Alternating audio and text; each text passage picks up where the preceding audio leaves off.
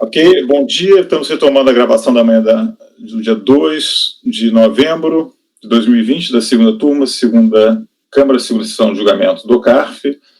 Permanecem todos os conselheiros, então, que já estavam presentes antes da interrupção, do breve intervalo. Então, estamos com um processo da relatoria do doutor Juliano, 49 da pauta. Ele passa a palavra, interessado Bruno Ferreira Herbert, tem uma imposto na pessoa física. Por favor, Juliano. Perfeito. Só um detalhezinho, presidente. 2 de setembro. 2 de setembro, é. Agora é novembro. 2 de novembro? Estou me adiantando. Esse ano está bem esquisito esse ano. Vamos lá, então. Não vai tentar chamar o patrono antes do 40? Eu vou terminar primeiro. É só pauta, pauta temática, tá? Obrigado.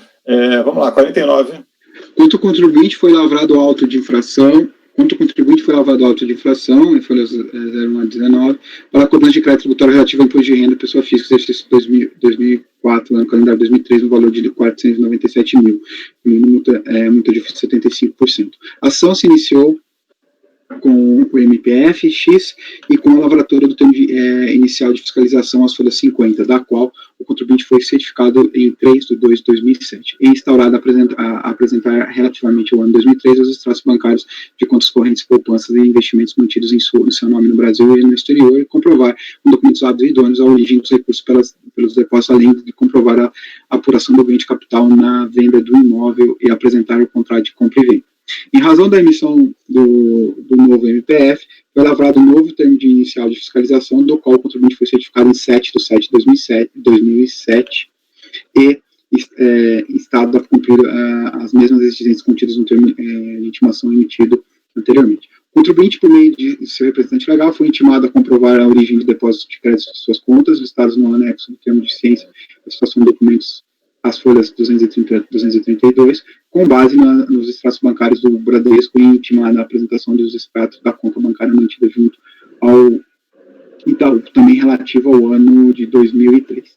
Em 6 de 3 de 2008 foi emitido o atual MPF, que substituiu o MPF anterior, com a ciência ao contribuinte acerca da continuidade da fiscalização através do novo número MPF, com a reintimação para apresentar os documentos solicitados até aquela data. O termo de constatação e intimação fiscal emitido em 20 de 8 de 2008 retomou sua ciência em 05 de 19 de 2008. Foi lavrado o termo de ciência e solicitação de esclarecimentos, as folhas 251 a 254, encaminhado para o endereço informado pelo procurador do contribuinte, por meio do qual foi instado a apresentar extratos do Banco Itaú. Comprovante de recolhimento de ganho de capital relativo à alienação do imóvel Greenville Residencial 1, do documento comprovatório de rendimentos isentos e não tributáveis da proveniência da empresa MIB em 2003 e comprovar mediante documento hábil e idôneo a origem dos créditos de sua conta do Banco Itaú.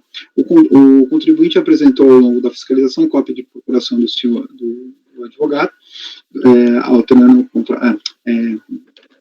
do procurador, o senhor Wagner Amorim, autorando o contrato da MB, Manutenções e Indústrias LTDA, onde consta a transferência total das cotas do senhor Wagner para o senhor Bruno e Isabel, algumas cópias dos movimentos da empresa MBI, informações sobre aquisições de alienações de imóveis, recibos de pagamentos assinado pelo senhor Lucídio, cópia de escritura pública de promessa de compra e venda do terreno urbano integrante do lote Greenville Residencial 1, cópia do HSBC relativos ao mercado financeiro. Na análise dos documentos bancários, a fiscalização entendeu que o contribuinte conseguiu comprovar que alguns depósitos foram efetuados pela empresa MB, porém, ainda restou sem comprovar a natureza das transações. Em diligência fiscal, junto à empresa MIB, apurou-se que o livro diário de conta, lucros e prejuízos acumulados somaram 411 mil. E considerando os registros contábeis e o fato de que o contribuinte possui 50% das cotas das empresas, MIB, a fiscalização reconheceu e abateu metade desse valor do total do depósito bancário efetuados nas contas do fiscalizado. A fiscalização deduziu do total do depósito sem origem comprovada nas contas da fiscalização o valor de 205 mil, correspondente a 50% da participação do contribuinte nos lucros da empresa MIB, tributando a diferença apurada de 537 mil, com omissão de rendimentos caracterizados por depósitos bancários não comprovados com base na tradução legal do artigo 42 da 930.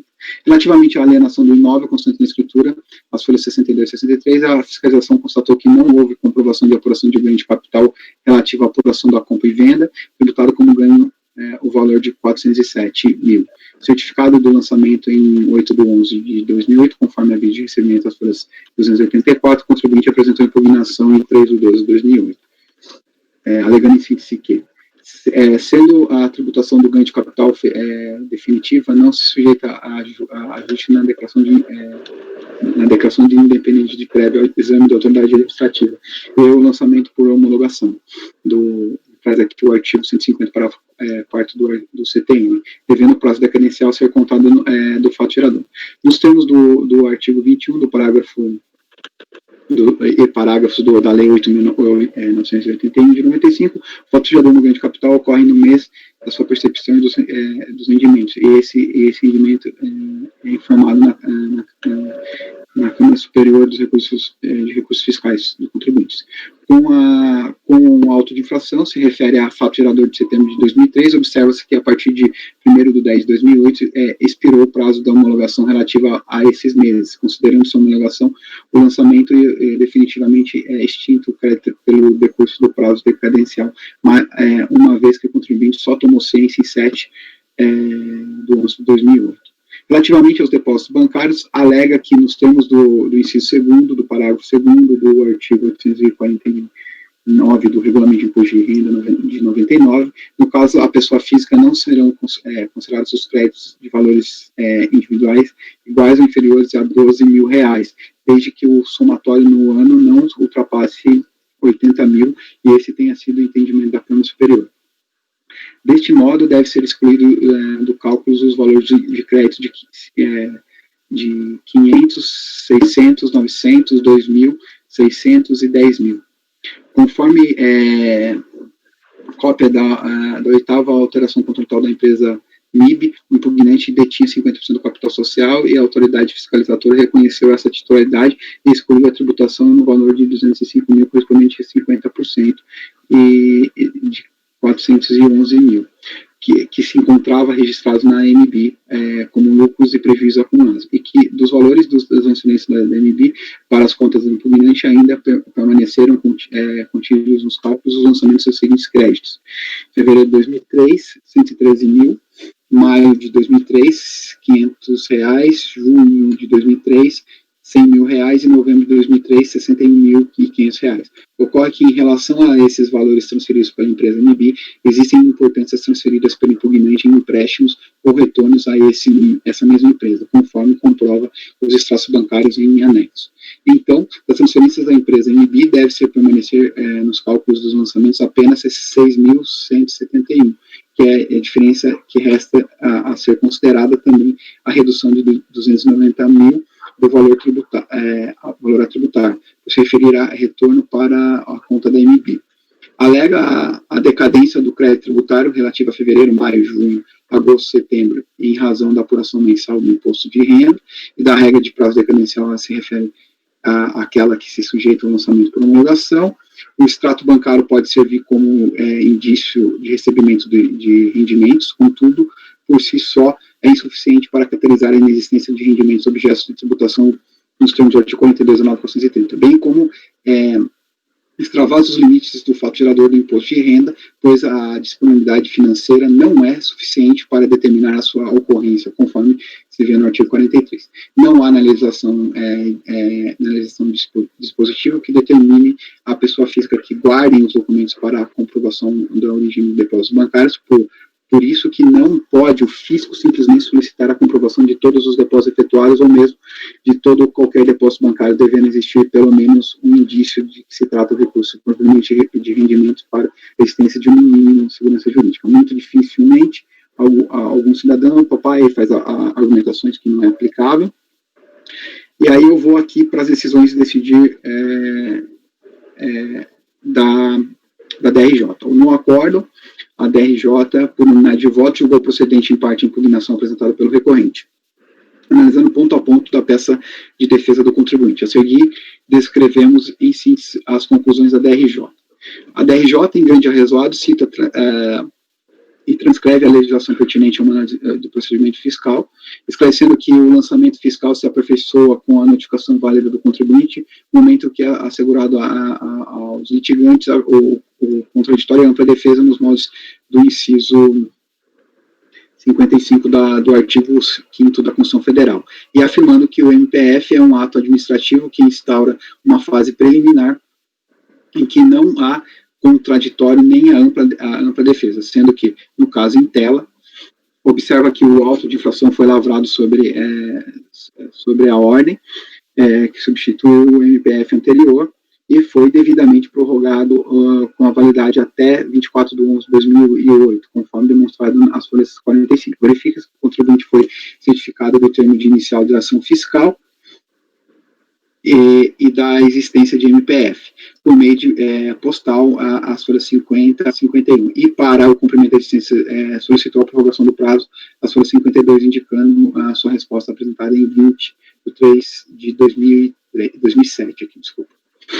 Já a resposta apresentada em 7 de 8 de 2007, às folhas 53 a 224, refere-se ao MPF X, que substituiu o mandato anterior ao qual o contribuinte foi certificado.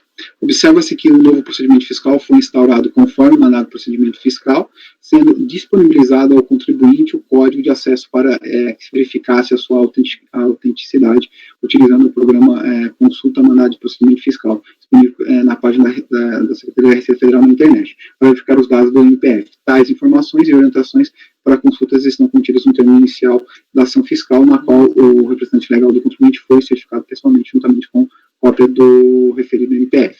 A consulta aos dados do MPF permite ao contribuinte acompanhar a sua validade e a prorrogação dos prazos da internet, utilizando as orientações e o código de procedimento fiscal que consta a identificação de ordem constante do termo de inicial de fiscalização. Portanto, não houve qualquer prejuízo ao contribuinte, tampouco qualquer desvio na conduta dos trabalhos de acordo com a portaria 3007 de 2001, alterações posteriores, tendo em vista a ciência inicial da fiscalização, a MPF, que autorizou o procedimento garantindo a transparência do ato administrativo. Dos cerceamentos de defesa, o órgão julgador de primeira instância administrativa aponta que não, no caso, não foca nenhuma nulidade.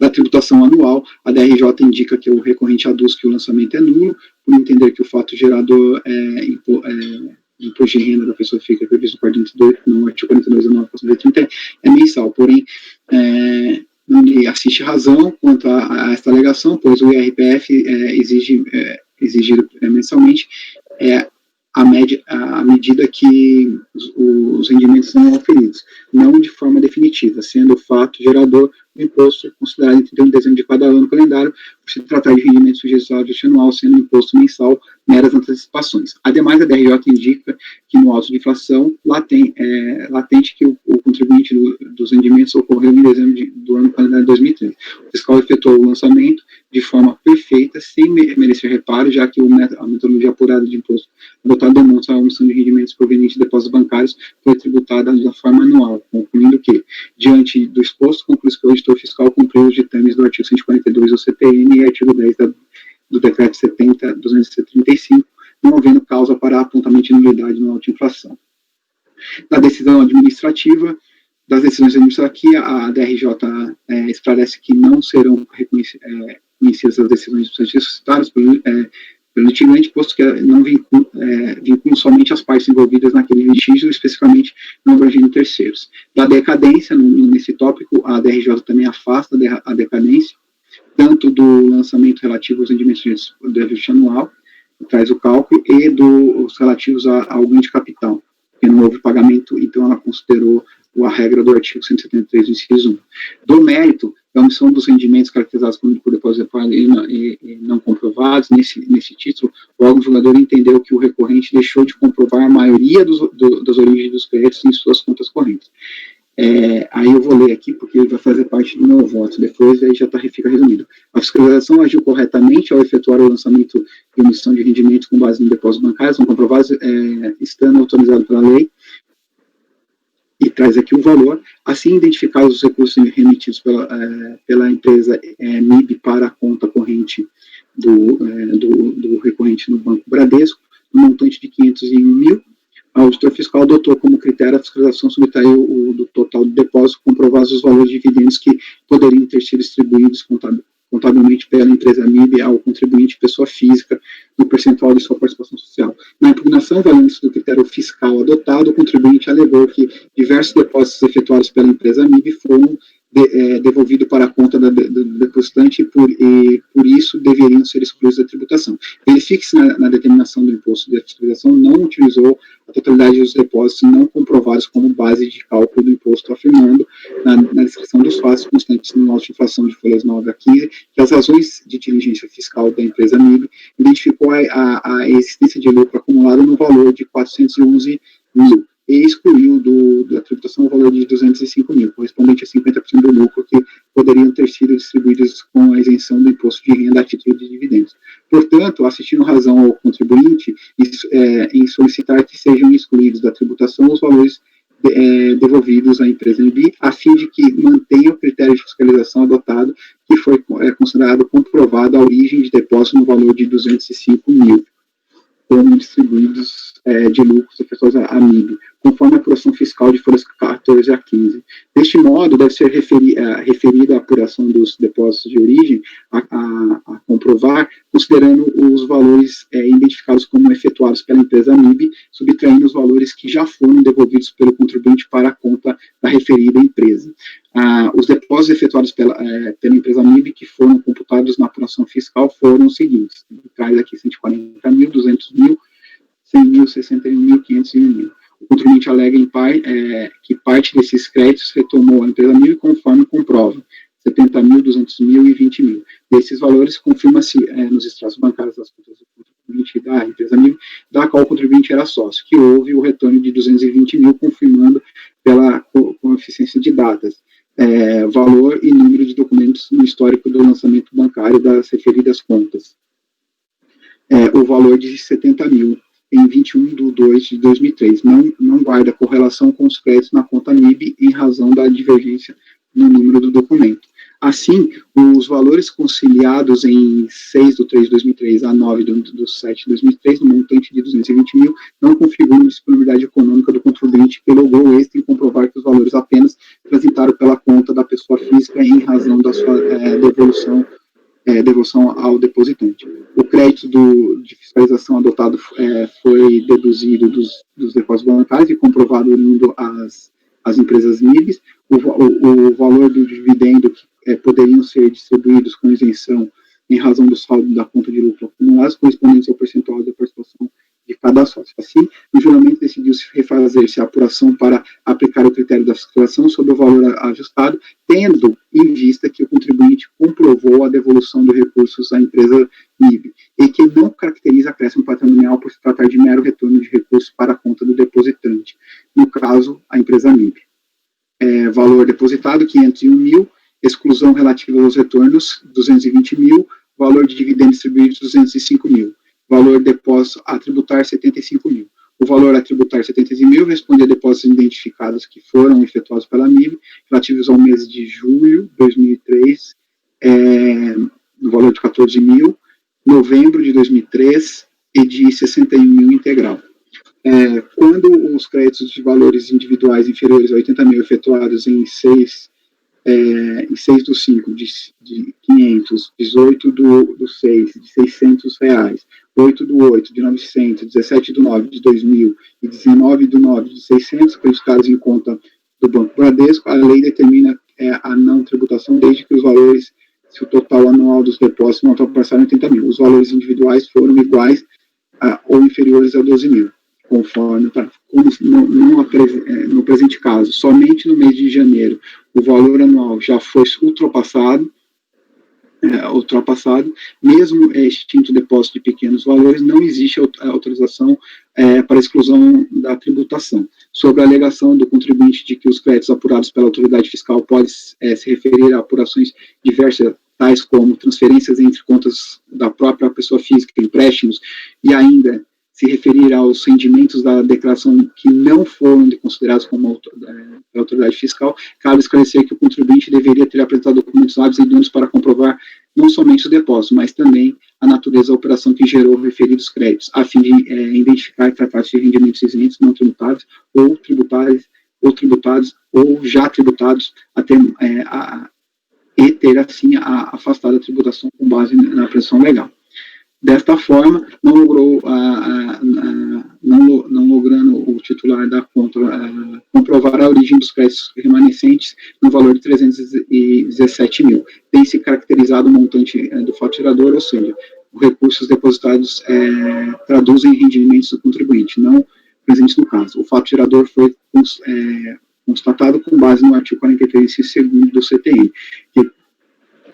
que prescreve que o imposto de competição sobre a renda de provistos de qualquer natureza tem como faturador a aquisição e disponibilidade econômica jurídica dos provistos de qualquer natureza, assim entendidos do preço patrimonial. Deste modo, não logrando o contribuinte em comprovar a origem dos recursos creditados em sua conta nos anos, correto foi o lançamento do imposto de renda apurado com base no artigo 42 da norma 430. Cabe ressaltar que a apuração do imposto devido no ano de 2003, exercício 2004, relativamente aos referidos sujeitos relativamente aos rendimentos sujeitos ao ajuste anual. E aqui traz a base desse lançamento.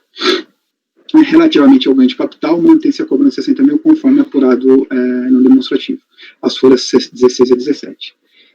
Ante o exposto, considerando todo ou mais do que dos autos constam, a DRJ votou no sentido de considerar procedente em parte a impugnação para manter em cobrança o imposto relativo ao fato gerador de setembro de 2003, no valor de 61 mil, e o fato gerador de 2003, no valor de 85 mil, a serem acrescidos de multa de ofício 75%.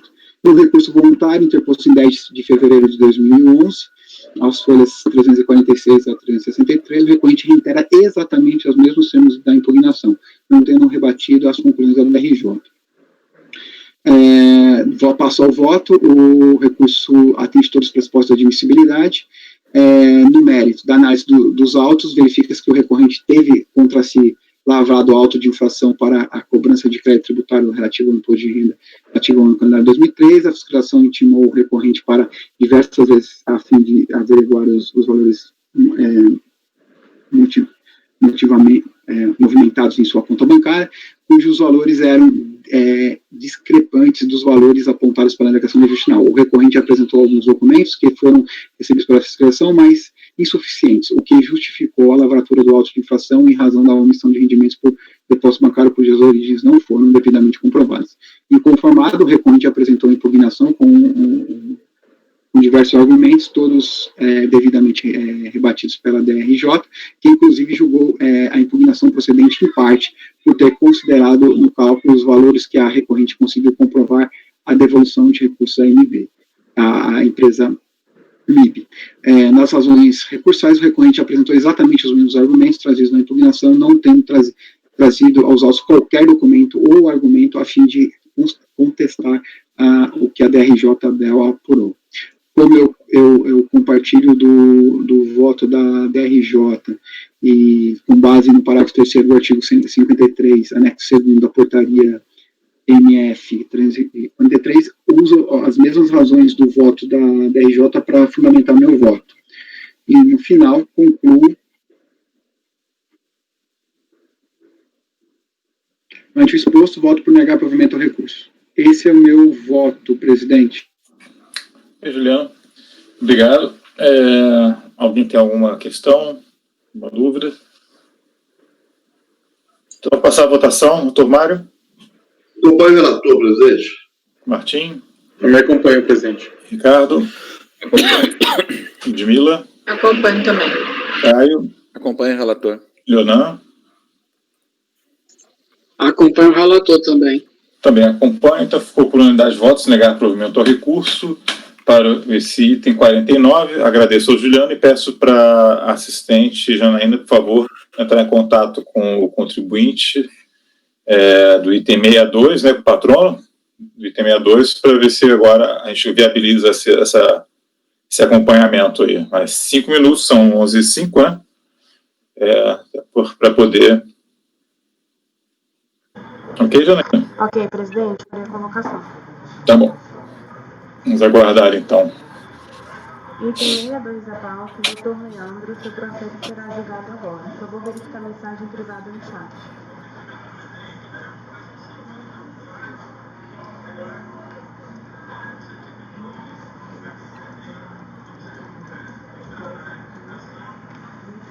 O patrono foi convocado, presidente. Obrigado.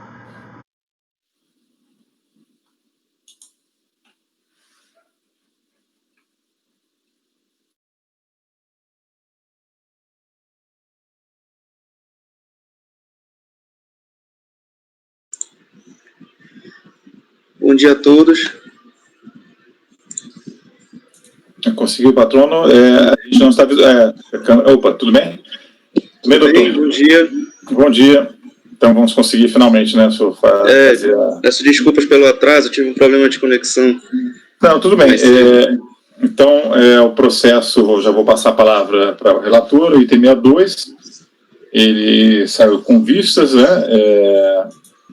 Então, vou já passar a palavra para o relator, fazer um breve resumo, né, do relatório, e já tá com vistas para o doutor Leonan, correto? A relatora fez, se não me engano, ela fez...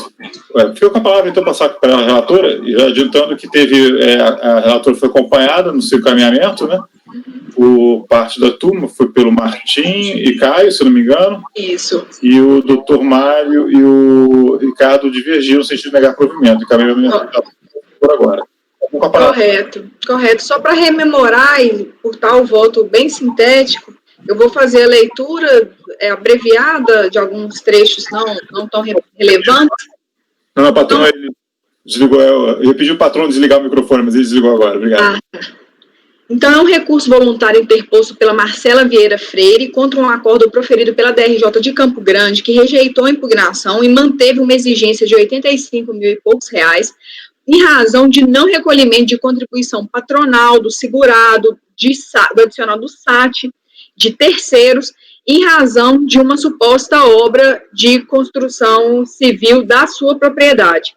Na sua impugnação, ela afirmou que ter contratado a Palheta Leal Construção Civil e que esta empresa já teria feito o recolhimento das contribuições exigidas, eis que assim previsto em contrato entre elas firmado. Em caráter subsidiário e de forma genérica, pleiteou fossem produzidas todas as provas admitidas.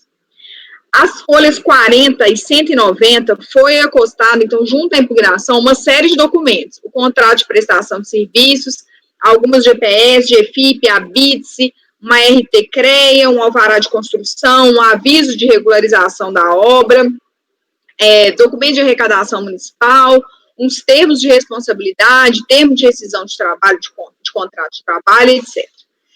Ao apreciar as razões lançadas na impugnação, a DRJ lançou, logo na ementa, né, a questão de uma responsabilidade solidária, diz que o proprietário, incorporador, dono da obra, qualquer que seja a forma de contratação da construção, reforma ou acréscimo, são solidárias com o construtor e estes com a subempreiteira pelo cumprimento das obrigações com a Seguridade Social. Intimada do acordo, ela apresentou um recurso em 11 de setembro de 2014, com as folhas que eu indico aí, reiterando que os valores exigidos já teriam sido recolhidos.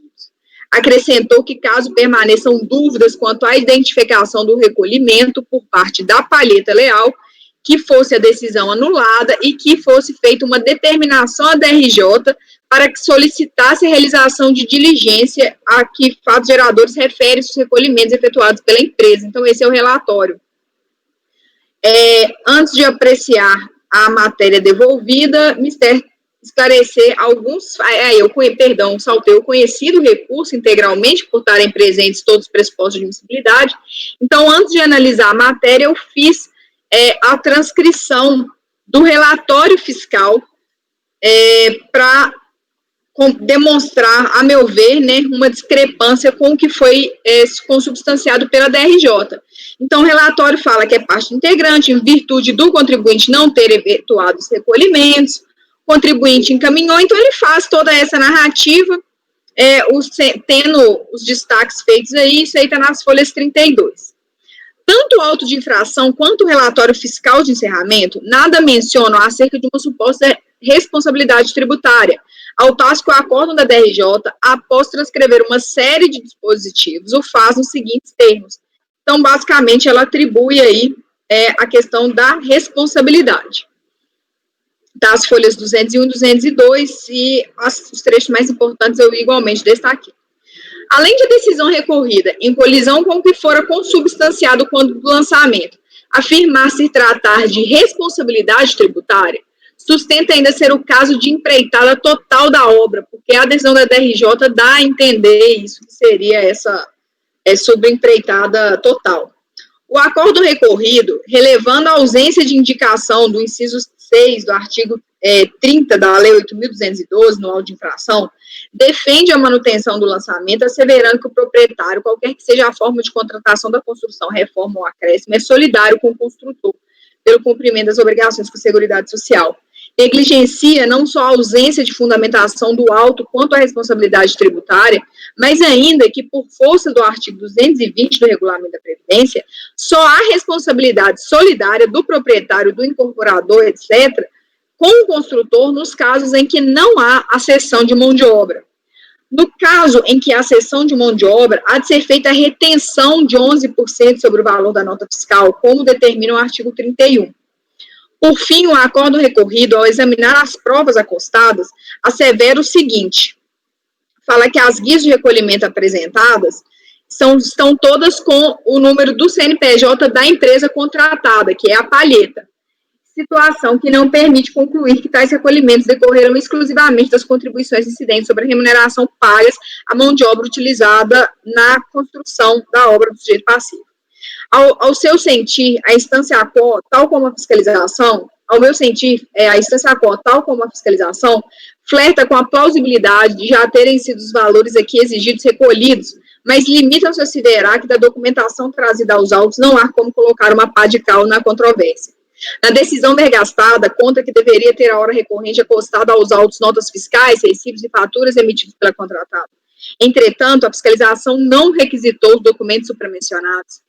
Em verdade, os documentos requisitados no termo de início do procedimento foram apenas os comprovantes de recolhimento e os projetos aprovados na obra da construção civil, tendo apresentado o contrato de prestação de serviço, algumas cópias do GPS, cópia do alvará, cópia da RT-CREA. Então, em que pese o relatório fazer menção às cópias das GPS de EFIP, sustentando a impossibilidade de, a partir daquela documentação, identificar o recolhimento como sendo da obra de fiscalização, nenhum outro documento foi a apresentação requerida. Por colidir, então, com os princípios basilares da ampla defesa do contraditório, a nulidade da decisão ACO se releva de gravidade tamanha que pode ser arguída mesmo de ofício, sem que sobre ela opere a preclusão. Tendo promovido inovações quanto ao critério jurídico do lançamento, eu declaro de ofício a nulidade do acórdão recorrido, determinando o retorno dos autos à Delegacia da Receita Federal, a fim de que seja prolatada uma nova decisão. Foi esse o encaminhamento na sessão passada, acompanhado pelos conselheiros Martim e Caio. Ok, obrigado. Ludmila, eu queria fazer só uma observação. Você fala de ofício, né? E agora eu estou vendo aqui no item C do pedido do recurso voluntário, está na página, com carimbo aqui. Bom, é o item C do recurso, o pedido C do recurso voluntário, ele pede subsidiariamente a nulidade, ainda que por outros fundamentos, ele pede nulidade da decisão da DRJ. Então, me parece que seja de ofício, né? Você está atendendo o pedido dele, ainda que sobre outros fundamentos. Eu até cheguei a pensar nisso, depois que eu estava relendo o relatório e vi que há esse pedido de declaração por outros fundamentos, eu só mudei, porque, na verdade, é um pedido de declaração de nulidade e de determinação que a DRJ faça determinadas coisas, o que a gente não pode fazer, né? Não, tem, mas eu acho que não seria de ofício. Ele tá certo, eu não tenho problema de fazer essa retificação, não. Reparo aí. E, bom, o Leonante pediu vista, né? Passo a falar para ele, por favor, Leonante. Obrigado, presidente. Eu também faria essa observação da questão do pedido, ainda que por outros fundamentos. Eu fiz aqui uma pequena análise, eu gostaria de expor também para os colegas Pois bem, após analisar a controvérsia, entendo pertinente e bem encaminhada a proposta da relatora, a quem até parabenizo, acho que foi muito bem relatado, é um processo que também não era tão simples. Ora, a DRJ inova em seu julgamento, ao meu ver, tratando de responsabilidade solidária entre proprietário e construtor, o que não foi apontado no lançamento, no momento, ao meu ver, e também está exposto, bem fundamentado pela relatora. Além disso, descuidar-se de empreitada total da obra, a DRJ, temática também não abordada no lançamento. Ademais, o acordo releva a ausência da indicação no lançamento do inciso 6º do artigo 30 da Lei 8212, que cuida da responsabilidade solidária, entendendo que é uma questão menor e relevante, mas lá do outro insiste com a solidariedade entre construtor e proprietário, o que impõe a subsunção do dispositivo, ao meu ver. Foi tudo muito bem destacado pela relatora. O adicionamento é bem destacado pela conselheira, que eventual responsabilidade, que não é tratada no lançamento, mas só na DRJ, só ocorre nos casos em que não há cessão de mão de obra, pois quando ocorre a cessão deveria se tangenciar o tratamento tributário pela retenção dos 11%, que não é o objeto aqui do lançamento, sobre os 11% sobre a nota fiscal da prestação de serviço de construção, logo sendo vedada a decisão surpresa na forma do novo CPC, bem como especialmente sendo vedado, eu acho que especialmente isso, sendo vedado o julgamento para além dos contornos da lei, tendo a DRJ promovido uma verdadeira inovação no critério jurídico. Concordo com a relatora em ser nula a decisão da primeira instância. Demais disso, acerca da própria controvérsia, a DRJ poderia ter se aprofundado quanto às provas, pois há indícios fortes de que o contribuinte contratou a pessoa jurídica para a construção, a qual teria inscrito a obra no SEI, que é o atual Cadastro Nacional de Obras, CNO, né? Em vez de não se usa mais o SEI, e recolhido as contribuições. Porém, preferiu tangenciar, a DRJ preferiu tangenciar para debater e tratar de responsabilidade solidária, matéria da Tavênia que não norteava a controvérsia delimitada pelo lançamento e pela impugnação. Por esse motivo, parabenizo e acompanho a relatora. Eram minhas considerações, presidente, após ter visto dos autos. Ok. Então, vou prosseguir a votação. Se nenhum dos colegas... o Mário queria se manifestar. Tá aberto o debate, tá? Mas Ok. votou, lembrando que o Tomás já votou também. Só justificando um pouco mais minha dissidência, minha divergência, Tá. consta aqui nos autos, na página 12, por exemplo, na página 11, o relatório fiscal de encerramento, o auditor ele deixa claro, olha, em 29/10, o contribuinte encaminhou cópia do contrato de prestação de serviço celebrado com a empresa Palheta e a contribuinte de obrigação para a execução da referida obra, bem como cópia do GPS, GFIP, alvarás, sem, no entanto, oferecer qualquer outra manifestação escrita ou verbal. E ele justifica, pela análise do documento, verificou-se que os recolhimentos para a Previdência, GPS e GFIP apresentados, foram efetuados no CNPJ da empresa, e nada podendo ser identificado como sendo da obra de fiscalização. Assim, não ter sido considerado como pago dos recolhimentos da contribuição, calculado através do ARO, emitimos o debicado acima. Então, ele, de certa forma, considerou o arquivo. Na impugnação, na impugnação, a contribuinte, ela volta a essa discussão e ela fala, a contribuinte ela apresenta o contrato novamente e ela fala que a empresa contratada fica na responsabilidade por todos os encargos sociais aqui enumerados, o de garantia, INSS e todos. E creio eu que, em função dessas alegações da impugnação, é que a DRJ partiu para essa questão da responsabilidade solidária, justamente pela contribuinte ter alegado que a responsabilidade pelo recolhimento do tributo seria da empresa contratada e não da contratante, da proprietária da obra. Por isso que ela apresentou a questão da solidariedade como rechaçando o argumento apresentado e justificando também pelo fato de que as guias de recolhimento apresentadas não constava a matrícula da obra. Por isso que eu estou abrindo divergência nesse sentido de que há efetivamente elementos que justificam a DRJ ter trabalhado com a solidariedade também. Obrigado, presidente. Obrigado. Então, vou só questionar os que antecederam o voto do Leonan, após essas exposições, alguém muda o encaminhamento ou mantém os posicionamentos?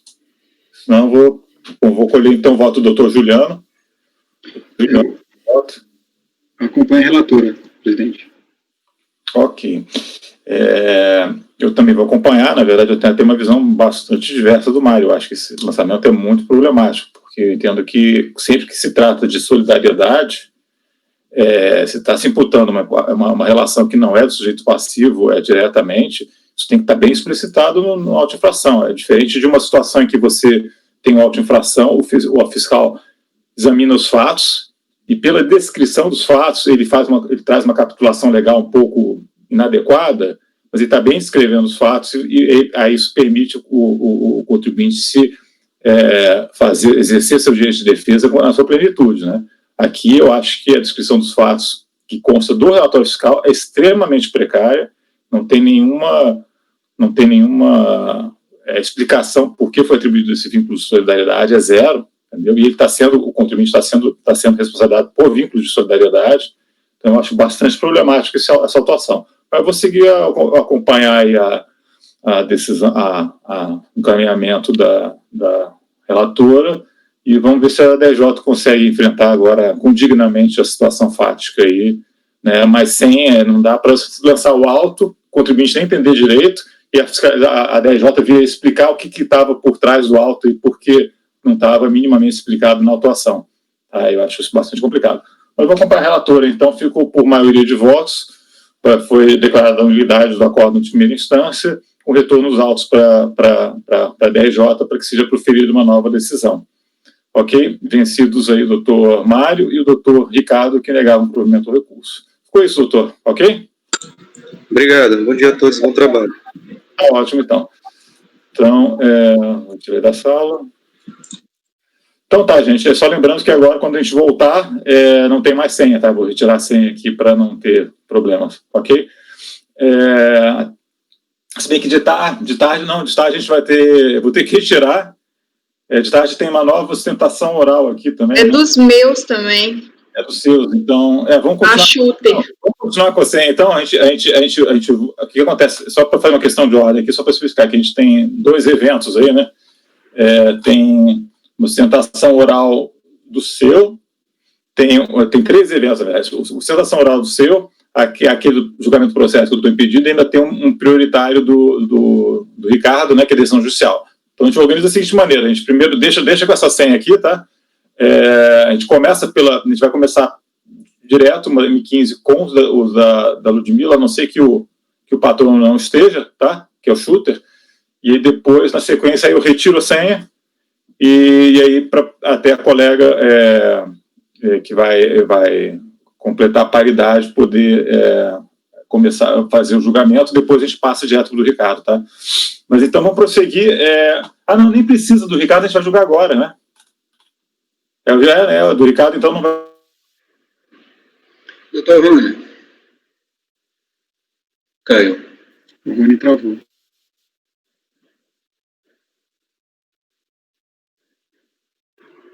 vai ser preciso. Desculpa, a gente começou com meia-noite da pauta de tamanho de hoje, oficialmente. Então, a tem 50 com a palavra o doutor Ricardo. Tem uma decisão judicial, então tem prioridade esse julgamento. Doutor Rony, como eu vislumbro aqui, em nossa pauta anotada, justamente essa pequena confusão, vem que o relator é o doutor Juliano. Então, eu pediria que o senhor, se for encaminhar esta cópia à sessão competente, que já alterasse meu nome, eu apoio também, se estiver em posse deste rascunho, para começar a evitar futuros problemas de indicação de pauta. Claro, deixa eu só ver aqui, 50... A pauta anotada, a pauta anotada está cheia de erros, tá? Eu acho que foi feita, talvez, eles tiveram de substituir, que entrou, saiu de pauta... Na pauta mesmo não consta esse erro. Na pauta mesmo, a pauta que foi publicada não consta. Essa pauta anotada acho que é de uso interno, tá, gente? Então acho que não tem grande... Ok. Porque a pauta publicada foi publicada corretamente.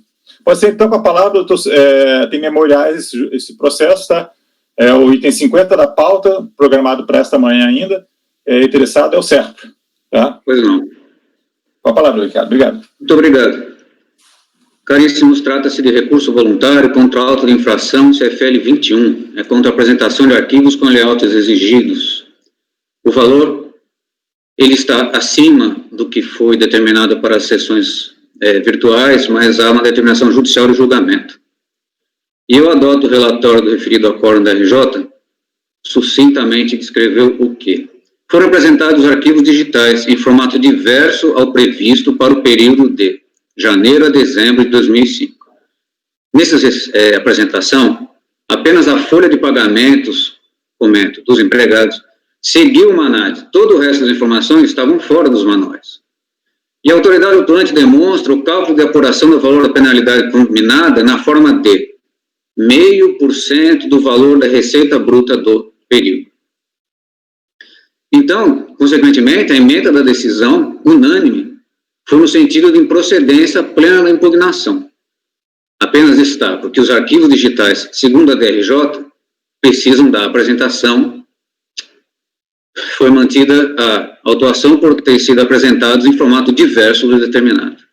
No recurso voluntário, o que é exposto pela hora reclamante? Preliminarmente, repisa-se o entendimento impugnatório de equivocada capturação legal da fiscalização, uma vez que não deve ser aplicada na espécie a penalidade com fruto na Lei 8.218 de 91, que é uma lei de caráter geral, que dispõe sobre impostos e contribuições sociais, uma vez que há regimento legal específico aplicável às contribuições sociais para o caso, ou seja, 8.212 e 8.213, e não 8.218. Indica novamente que normas mais benéficas, especialmente relativas às infrações, é que devem ser aplicadas, segundo o CTM, apontando então que o correto, no caso, é a redução do valor da infração para o que era válido, no entender dela, no momento. E nova clamando pela violação ao princípio da vedação ao confisco, e apontando que a multa aplicada é ilegal e inconstitucional. Em sede meritória, repisa, imputando a conduta faltosa à incompatibilidade dos sistemas, a sua conduta faltosa à incompatibilidade dos sistemas entre a Secretaria do Tesouro Nacional e a Receita Federal do Brasil, entendendo que a administração pública é uma e a fiscalização de um órgão não pode ser prejudicada pela autuação de outro, ambos subordinados ao Ministério, ao mesmo Ministério. Que não se pode imputar ao SERPRO, na condição de contribuinte, a responsabilidade por tamanha exação, posto que ela não deu causa, e que o SERPRO enviou ofício à Secretaria, ao STN, a fim de que disponibilizasse os arquivos, mas a própria reconheceu que existiam incompatibilidades entre o CIAF e o Programa Avaliador da RFB. CIAF é o sistema de pagamentos da STN, Secretaria do Tesouro Nacional. Inova a recursante, ao reclamar pela aplicação do entendimento da solução de consulta interna número 10 da COSIT, de 2012. O pedido final preliminar, revisão do montante da multa. Meritório, cancelamento total do auto e extinção do crédito. Incidentes processuais.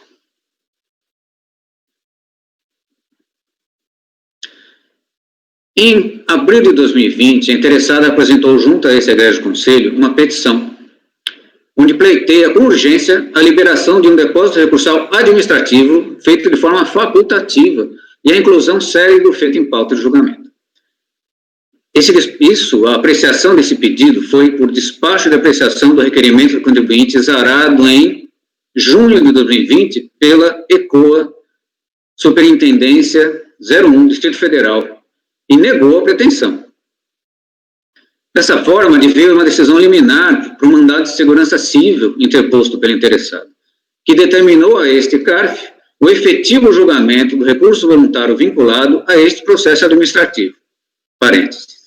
Há mais processos da interessada lavrados na mesma fiscalização, mas não foram indicados para julgamento imediato. Este é independente daqueles. Mais um incidente. A interessada apresentou um memorial do julgamento. Após breve resumo da lide, reforça seu entendimento acerca de erro de captação legal da infração cometida. Inova em relação ao seu recurso, apontando seu entendimento pela nulidade da atuação por vício material. Aponta e anexa acórdão deste CARF, que entende coadunar com sua argumentação e clama, se o caso for apreciado no sentido de retificação da auto-infração, que se aplica a pena prevista no artigo 32b do decreto 3.499, Por fim, requer o provimento desse recurso e a devolução do depósito administrativo efetuado. Passo ao voto. Conheço e, preliminarmente, sempre indico que a súmula CARF número 2 indica que não é competente a este CARF pronunciar-se sobre inconstitucionalidade da lei tributária. Em apreciação ao argumento preliminar da interessada, apontando equivocada capitulação legal pela fiscalização na espécie, uma vez lavrada a penalidade por descumprimento da obrigação acessória prevista na legislação tributária, verifique-se o que reza a este respeito a legislação previdenciária. Pela Lei 10.666 de 2003, artigo 8, deve ser necessário a contribuinte arquivar e conservar devidamente retificados os respectivos sistemas de arquivos em meio digital. A Lei 8.212 deve a interessada prestar informações cadastrais, financeiras e contábeis na forma estabelecida pela SRFP. E no regulamento da Previdência, por infração a qualquer dispositivo para que não haja penalidade expressamente combinada, a determinação do valor a ser aplicado, por deixar a empresa de exigir os documentos e livros relacionados com as contribuições previstas, ou apresentá-los sem atender a formalidades legais exigidas. E a portaria interministerial, ela atualiza os valores. Parágrafo 15.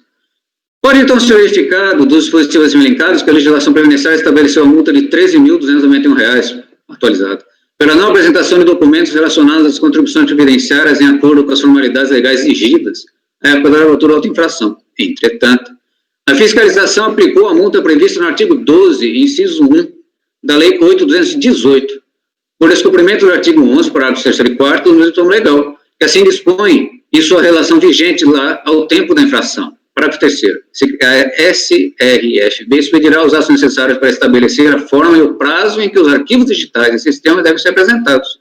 A forma que deve ser apresentada. E com a multa combinada de 0,5% da receita bruta aos que não atenderem a essa forma. Parágrafo 16. Ressalta-se ainda que os dispositivos acima estão na redação dada pela medida provisória 258 de 2001, a qual diz respeito a contribuições para a Seguridade Social, COFINS, e para Programas de Integração Social e Formação do Patrimônio do Servidor Público, SPASEP. Fica claro que, ao invés de fundamentar a multa aplicada na legislação específica das contribuições previdenciárias, a fiscalização fundamentou a multa em lei geral de impostos e contribuições federais, a 8.218, e em dispositivos da mesma que são decorrentes de legislação relacionada com COFINS e PIS/PASEP. E mais, a multa prevista na 8.218 utiliza como base de cálculo a receita bruta da pessoa jurídica no ano calendário, que era uma base de cálculo não utilizada para contribuições previdenciárias em situações como a do presente processo. Vislumbra-se, portanto, erro na aplicação da multa, com a utilização de fundamentação nitidamente equivocada.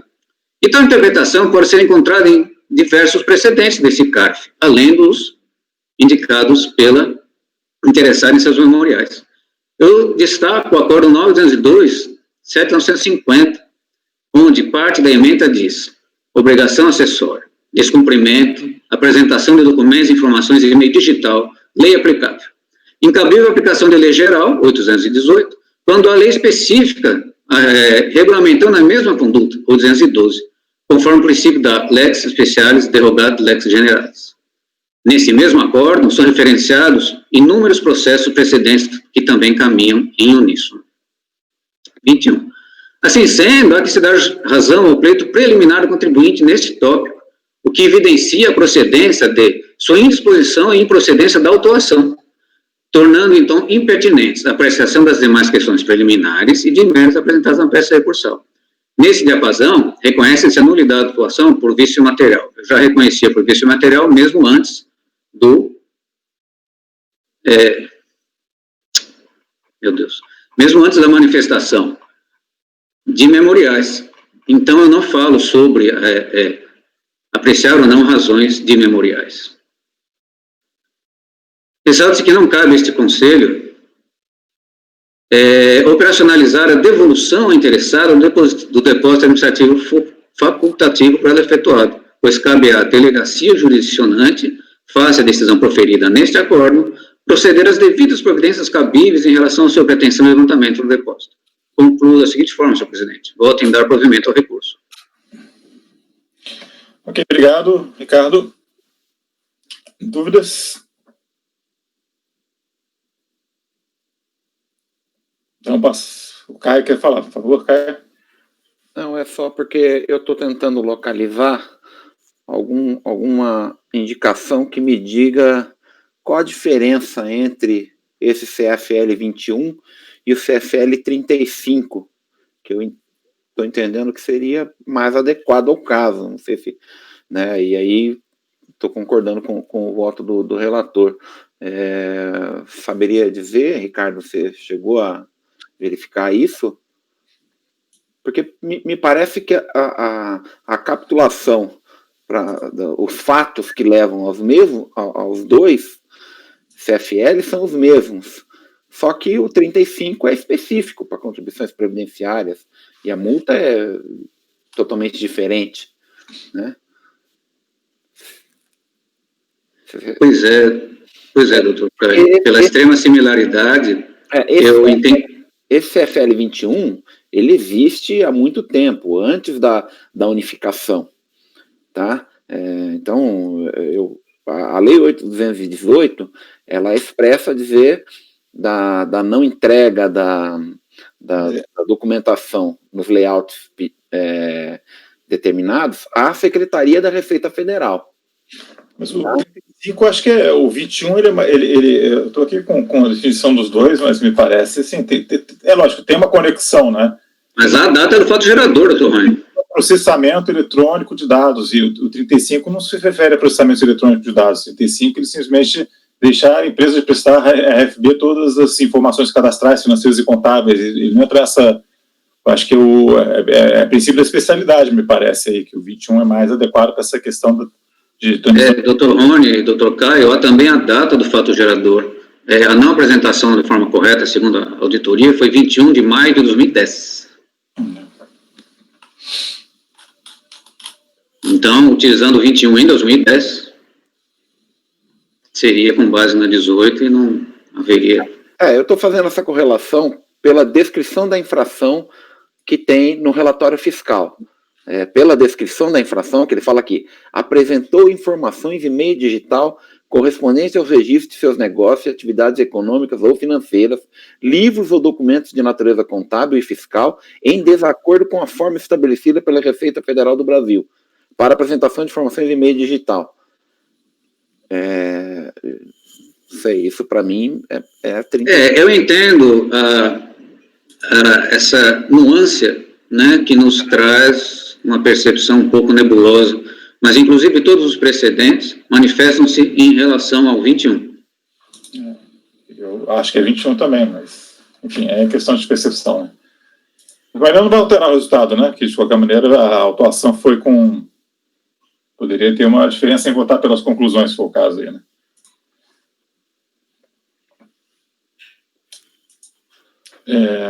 Bom... Eu vou pedir uma vista de mesa, presidente. Pode ser vista de mesa, tá? Não se demorar muito aqui. Vista de mesa do doutor Caio, em relação ao item 50, e a gente passa ainda com a relatoria do doutor Ricardo. A gente tem o 54 a 57, né? É a mesma empresa, né, Ricardo? Você aponta aí por qual você quer começar, qual que seria o processo mais adequado. Nós temos os 54, 56 e 57, eles são extremamente similares. Então, se eu começar pelo 54, por decorrência 56 e 57 serão compreendidos. 55 será o último. Ricardo, interromper que os 51, 52 e 53 foram retirados de pauta a pedido da Procuradoria e vão ficar para a pauta presencial. Por isso estamos pulando. Então, vamos para o 54. Tá? Pode prosseguir, desculpa.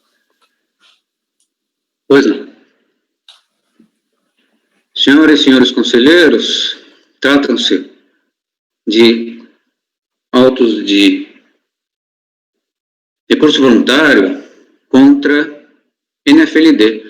Deixe-me fazer alguns comentários desses três processos. Como eu já disse, eles são extremamente similares.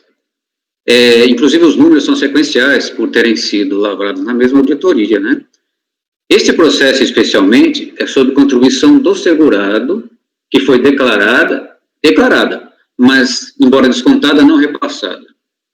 Sobre os mesmos argumentos, há processo de contribuição da empresa que não foi declarada em GFIP, e há processo de contribuição da empresa que foi declarada em GFIP, sempre com falta de recolhimento. As diferenças entre os processos, nós veremos se for necessário, é apenas a citação de algumas competências, mas sempre em cima da fiscalização de janeiro de 99, novembro de 99 a dezembro de 2005.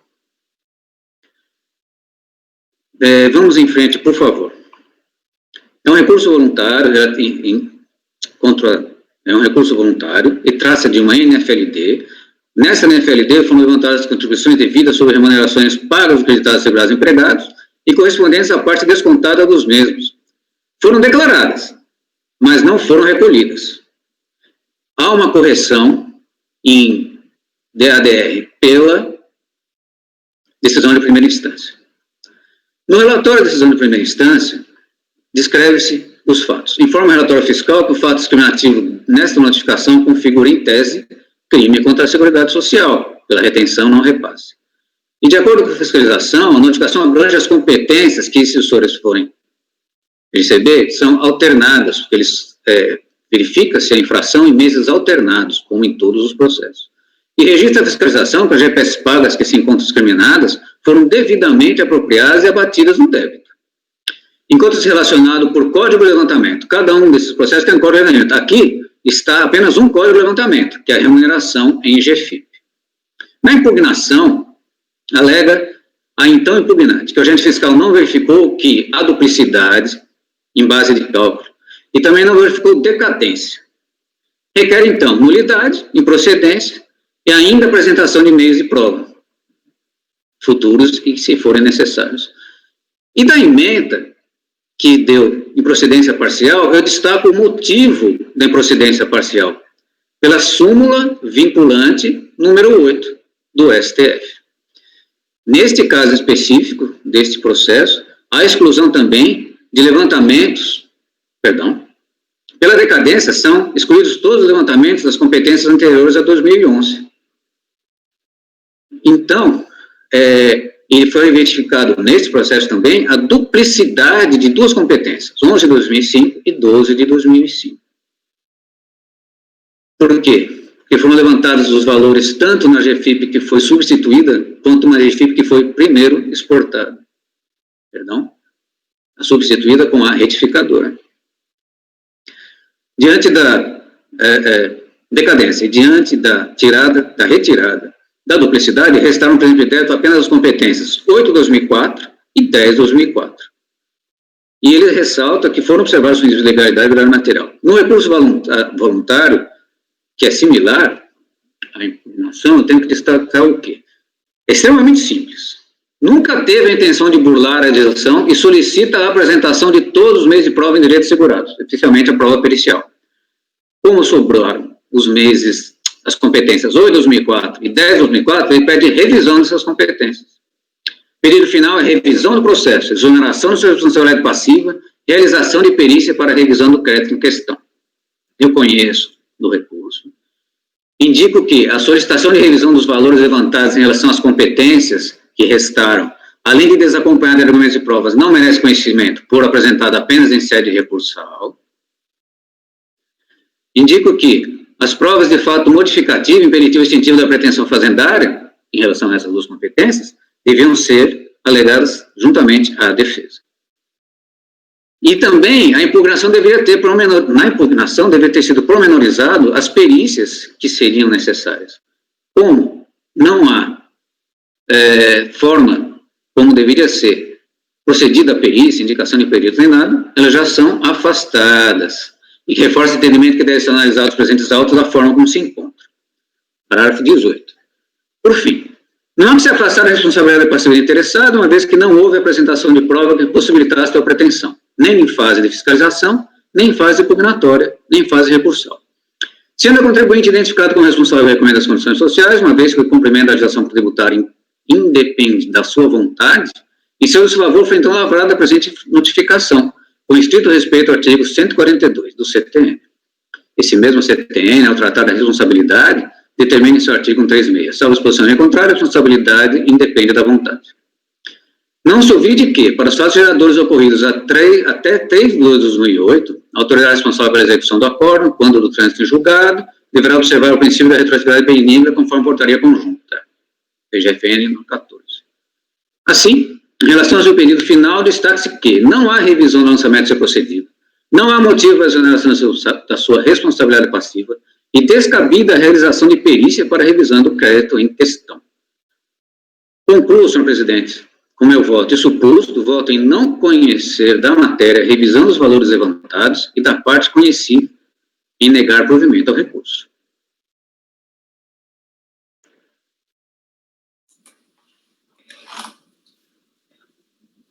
Essa parte da revisão dos valores levantados? É uma obrigação principal.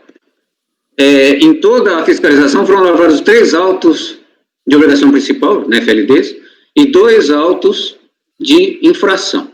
Existem autos de infração não ligados a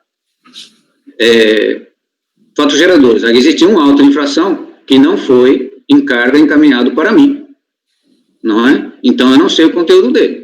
Sim. Bom, de qualquer maneira, foi apresentado só em sede recursal, né? Então. Perdão. Não, eu estou dizendo esse argumento só em sede recursal, né? Na verdade, o argumento dele é o seguinte: que se revise o lançamento. É assim, é um pouco genérico, né? Bom, enfim, eu estou esclarecido. Alguém tem algum questionamento? A gente passa a votação aqui. Mário?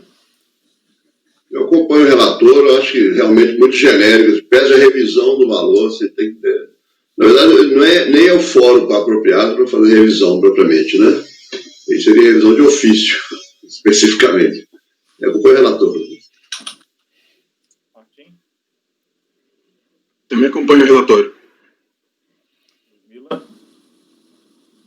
Eu também. Caio? Acompanha o relator. Leonan? Acompanho o relator, presidente. Juliano? Relator, presidente. Eu também acompanho. Então ficou só dando uma retificada aqui, né? Vai ser voto vai ficar conhecendo parcialmente o recurso, exceto quanto à matéria revisão dos valores levantados, para na parte conhecida negar e provimento, tá? Mas é a mesma coisa. Então, maneira de escrever. Então tá ok, foi para a unidade de votos. Pode passar o 55, por favor, Ricardo.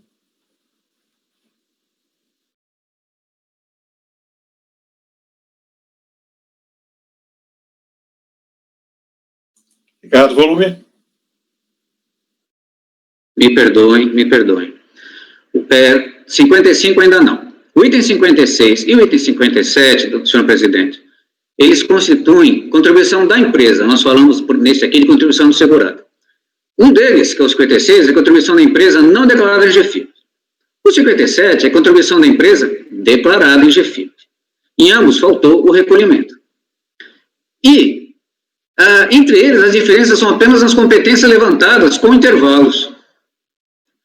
Por exemplo, no item 57, eles sobraram, após a apreciação da decadência, as mesmas duas competências deste processo inicial que nós verificamos.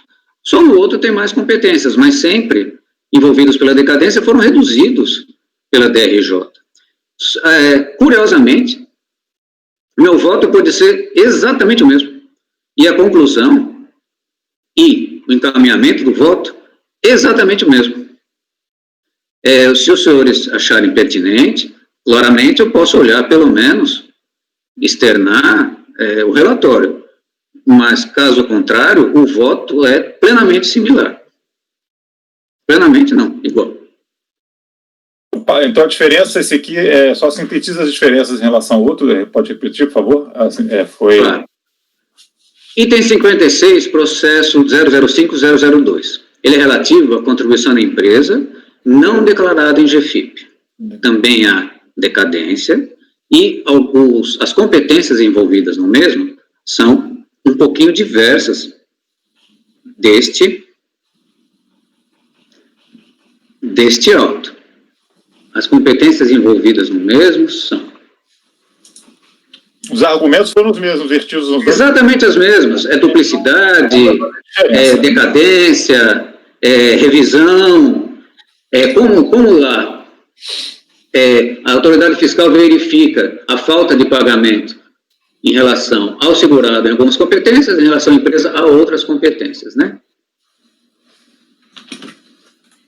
Sempre em relação a 2002 a decadência, segundo a DRJ. Em relação à empresa, vejam bem, no 56 foram as competências levantadas 4 de 2001 a 2 de 2001, 3 de 2004,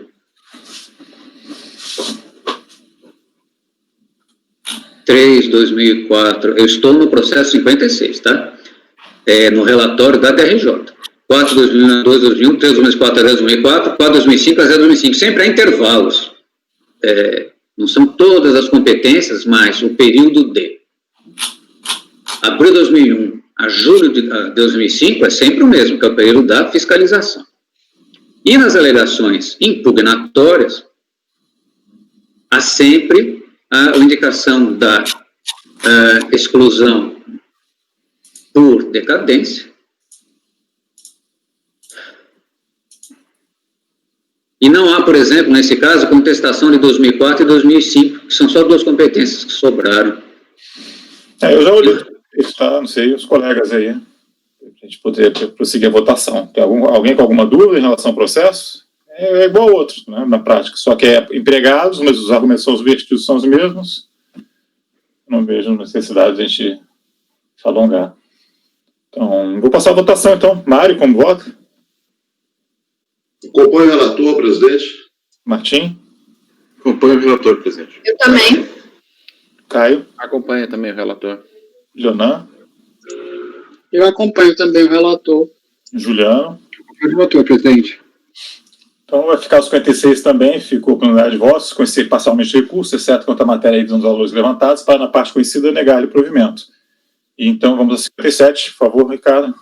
O 56 não tinha, é a contribuição da empresa que não tinha sido declarado. O 57 é a contribuição da empresa que foi declarado na GFIP. Após reconhecimento da decadência, restaram apenas 8 de 2004 e 10 de 2004, como o primeiro processo analisado, que foi o 54. E da mesma forma, é solicitado que seja revista ao lançamento. Não há demais argumentos recursais a serem apreciados. Minha argumentação igual ao do item... Idêntica, foi feito pela interessada a mesma peça. Ok. Para o recurso, né? Sim.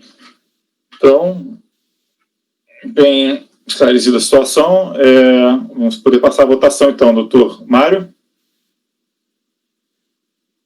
Acompanho também o relator, presidente. Martim. Acompanho o relator, presidente. Ludmila. Também acompanho. Caio. Acompanha o relator. Leonan. Também acompanho o relator. Juliano. O relator, presidente.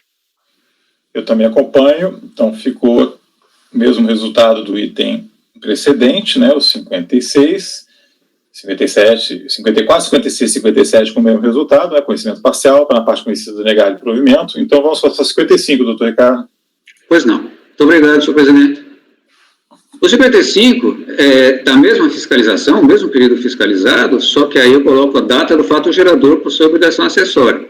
Foi gerado esse auto de infração, por esse cumprimento da obrigação acessória, em 19 de 11 de 2007, na mesma fiscalização. Senhor presidente, o recurso voluntário, então, envolve uma auto de infração do CFL 31.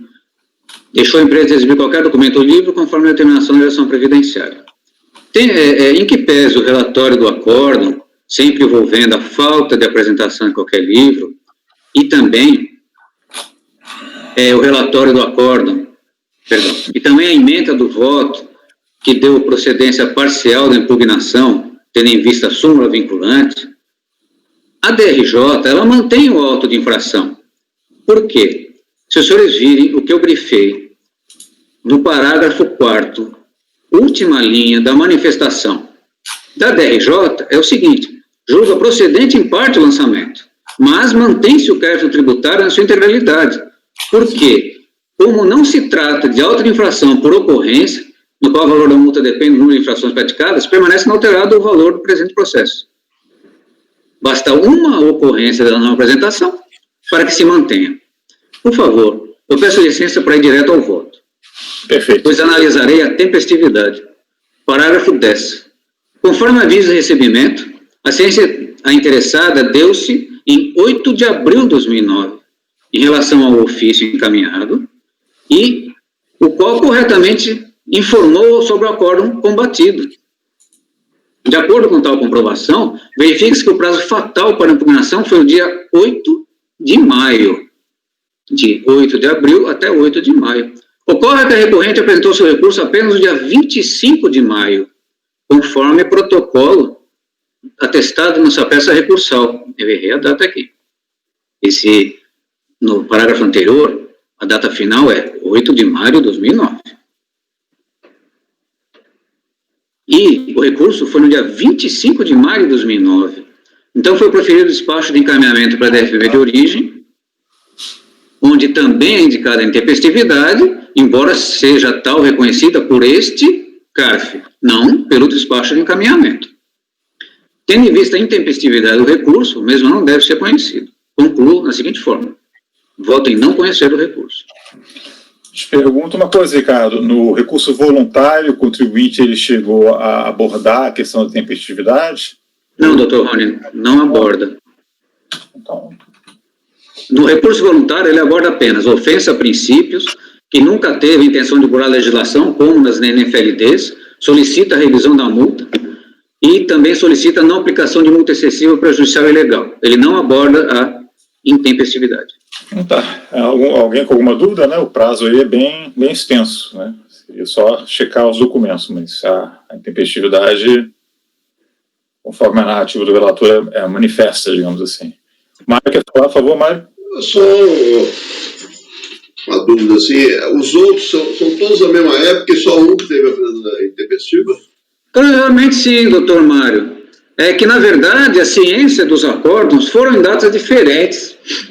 Houve ciência de acórdons de NFLD na mesma data, outra ciência em data diversa, e ciência de auto de infração em data diversa. E mais um auto de infração que eu desconheço a data de ciência, que não foi recebido por mim para a relatoria.